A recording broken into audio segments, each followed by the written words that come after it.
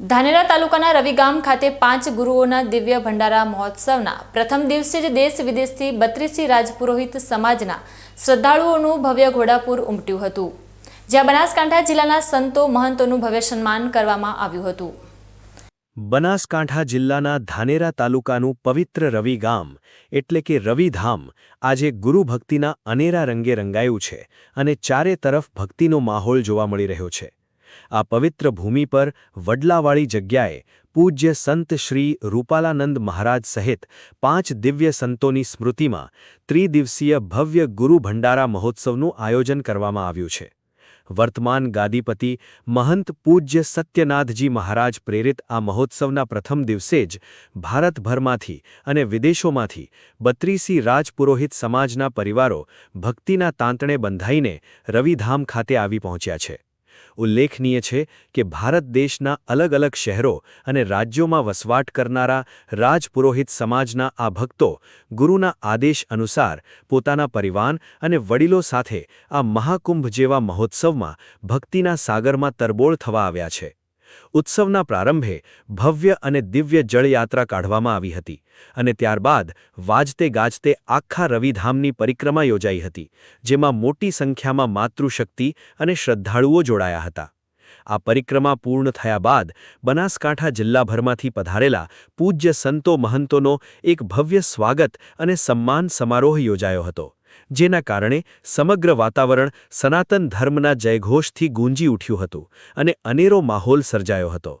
પૂજ્ય સત્યનાથજી મહારાજે આ પવિત્ર 3 દિવસના ઉત્સવમાં સહભાગી થનાર 32 રાજપુરોહિત સમાજના તમામ આગેવાનો, વડીલો અને જુવાનોને આશીર્વાદ પાઠવ્યા હતા અને આ રૂડા અવસરના સાક્ષી બનવા બદલ તેમને પરમ ભાગ્યશાળી ગણાવ્યા હતા।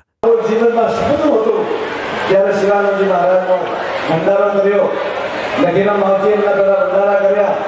મારું સપનું હતું કે પૂજ્ય ગુરુ ભગવંતના પંચ પરમેશ્વરના અને ખાસ કરીને વડલાવાળાના દાદાના ચરણોનો મહાન ભંડારો કરી અને ભેગ ભગવાન જે આદિ શંકરાચાર્ય ભગવાનનો પરિવાર કહેવાય, ભેગ ભગવાન અગ્નિ સ્વરૂપ વિરાજમાન છે, એ આવે અને ગુરુ મહારાજના ચરણોમાં આના બધાને આપણને ગુરુ મહારાજ આશીર્વાદ આપે, ભેગ ભગવાનના આશીર્વાદ આપે અને આ 32 રાજપુરોહિત સમાજ બંને થઈ જાય અને ગુરુ ભગવંતના આશીર્વાદ લઈ અને અમને ખૂબ ખૂબ આગળ વધે એનું હું આપ સૌને ખૂબ ખૂબ આશીર્વાદ આપું છું।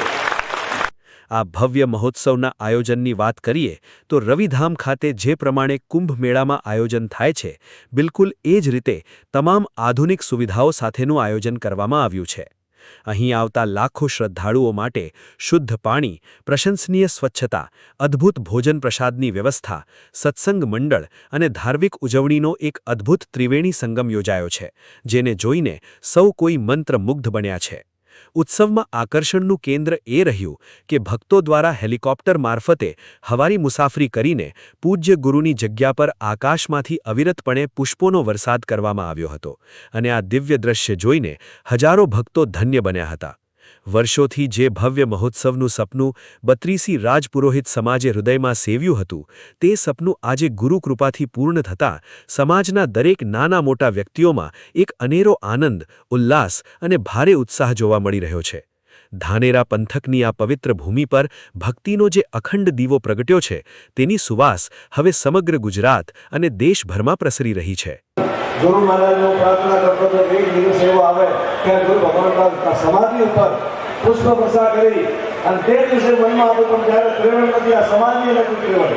આજે ભગવાન ગુરુ મહારાજની કૃપા થઈને જે રીતે સમાજ સમૃદ્ધિને મુક્ત થયો છે અને દુનિયામાં નામના મેળવી છે 32 રાજપુરોહિત, 32 રાજપુરોહિત, 32 રાજપુરોહિત, 32 રાજપુરોહિત।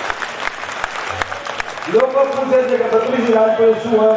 32 ગામ, 32 ગામ, 32 રાજપુરોહિત સમાજ, 31 ગામ સમાજના અને 32મું ગામ ગુરુ મહારાજની દીકરાની ભૂમિ છે, જગ્યા છે, એટલે 32 રાજપુરોહિત સમાજ। 5 દિવ્ય સંતોની તપોભૂમિ અને જીવંત સમાધિના સ્થળ એવા રવિધામમાં શરૂ થયેલો આ ભક્તિનો મહાસાગર આગામી દિવસોમાં પણ શ્રદ્ધાળુઓને ગુરુ મહિમાના દિવ્ય દર્શન કરાવશે અને આ મહોત્સવ રાજપુરોહિત સમાજના ઇતિહાસમાં સુવર્ણ અક્ષરે લખાશે।